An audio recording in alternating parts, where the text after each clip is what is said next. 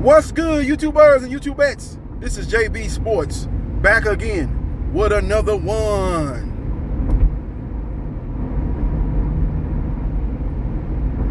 Big fight in the junior lightweight division going down tonight, taking place in the ATL State Farms Arena.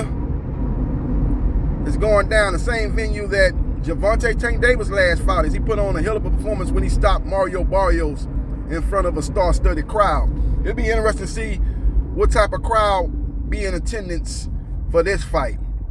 Will it be the same type of Atlanta crowd that was in attendance for the Gervonta Tank Davis Mario Barrios fight, or will it be more of hardcore boxing fans in attendance for this fight? It's going to be very interesting. What type of numbers they do compared to the numbers that Gervonta and Barrios did in their fight. You know, I'll be like to do a cross comparison on the gate, the attendance and all that, man. It'd be very, very interesting. I'm pretty sure that this fight is not gonna make the money that Gervonta Tank Davis made. But to me, this is a bigger and more significant fight, man. As to me, whoever wins this fight, in my opinion, is the #1 fighter in the junior lightweight division. It's gonna be very, very interesting to see how it plays out. Now, this fight is for the purists. This fight is for the people that like the sweet science, because the last 2 weekends, we've had 2 Fight of the Year candidates. When you talk about Tyson, the Gypsy King Fury, there's only one Tyson Fury. Went head up with Deontay,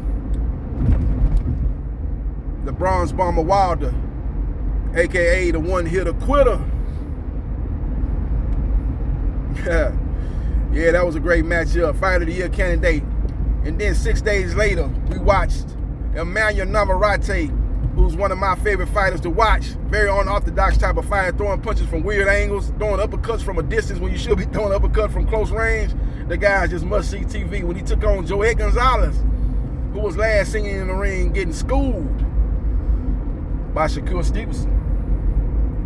And that fight was a great matchup, very exciting. Now, if you think you're going to be seeing that this Saturday, you're going to be in for a rude awakening, because this is for the purists. This is for the sweet science fans. That's what this is about. Great matchup. And Jamel Herring is a 10-1 underdog. I don't understand why them odds are that big. I understand that Shakur Stevenson should be the favorite. It should be the prohibitive favorite. When you talking about 10-1, man, you talking about some Floyd Mayweather, Arturo Gatti type of odds, man. When you talk about big fights, when you involving top fighters in that division, I can see that fight with being a 10-1 odd. I don't think Mayweather was even a 10-1 favorite in that fight with Arturo Gatti. But that's the type of fight you see maybe a 10-1 favorite. But this is more of a Zab Judah, Floyd Mayweather Jr. Whatever the odds was for that fight, it probably was like 3-1 for Mayweather. I would assume somewhere in that range, 3-1. And that's why I think these odds should be somewhere in the 3-1 range. 10-1, that's almost like disrespectful for Jamel Herring. I think he'll use that for motivation, extra motivation, and he'll be looking to put on another one of his underdog vintage performance. As he said, he's been underdog against Frampton. He's been underdog in several fights before that. He's always come out victorious. Now, this fight here, I think Herring's going to have to use really the only advantage that he has, and that is he's the naturally bigger guy. He's going to use his man strength in this fight. He's got to use his overall size in this fight. I think he's going to have to close the distance and get inside. It's going to be kind of tricky, because actually Shakur Stevenson is a great inside fighter. He's a guy that can be inside you and you won't touch him, he'll be touching you. But he's going to have to basically bully him against the ropes. I ain't talking about getting inside as far as fighting in the center of the ring. I'm talking about get inside and bully him up on the ropes, and then you work the body and you just make it a real grimy, rough dog fight for Shakur Stevenson. I think that's going to be the advantage that he's going to have to play, his own advantage, in my opinion, because he's not going to outskill Shakur Stevenson. He's not going to outpoint Shakur Stevenson. He's not going to out-technical Shakur Stevenson. He's got to outman Shakur Stevenson. He's got to set the jab up, but he's got to use the jab to basically close distance. Use that jab to the body preferably, and back Shakur Stevenson up, and then bully him up on the ropes, and then you work the body, and you just basically try to roughhouse and make this a very grimy and dirty fight. Use your experience and use the fact that you're the naturally bigger guy. I think this will be Jamel Herring's last fight at 130. To me, I think when you look at him in the weigh-in and look at him in doing the press conference before the weigh-in, you know, you see him standing next to Shakur Stevenson. This guy's a much bigger guy than Shakur Stevenson. He's a guy that I believe needs to be going up to 135 after this fight. I hope he don't come into this fight weight drained. I can see the excuses that he could make after the fight if he loses. Say he was weight drained, he need to move up. He just wanted to take this last fight because everybody thought he was ducking Shakur. He wanted to let everybody know that he was willing to fight the best at 130 pounds. I hope that's not the case, but I can see that scenario playing out. Now, Shakur Stevenson is a great, great fighter.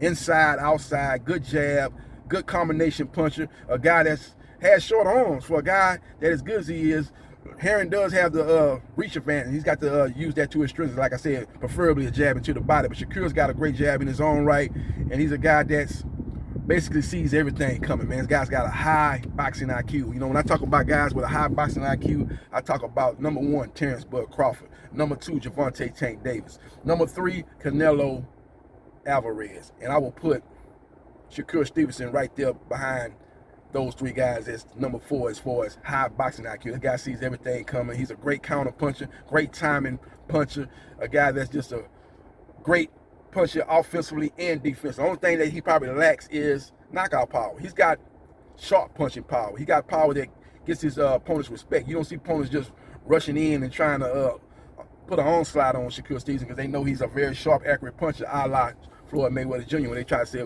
he didn't have punching power. You never seen guys trying to walk Floyd Mayweather down. He would tame him with that right hand and get their respect and pretty much put them in survival mode from that point on. And I think Shakur Stevenson is going to be looking to do the same thing with Jamel Herring. I like Shakur Stevenson by unanimous decision. I don't think he washes Jamel Herring, but I think he wins it. I think it's very, very close going into the middle portion of this fight, but I think in the second half of the fight, in particular the championship rounds, I think Shakur Stevenson starts to take over with his just overall higher technical skills.